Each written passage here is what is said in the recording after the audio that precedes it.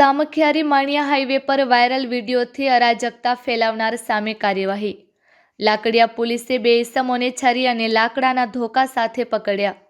વાહનો રોકી રોફ જમાવતા થાર ગાડીનો video social મીડિયામાં થયો હતો વાયરલ। પકડાયેલા સિકંદર ઉર્ફે સિકલો અને ઇમરાન ઉર્ફે ઇમલોને ઝડપી પાડ્યા।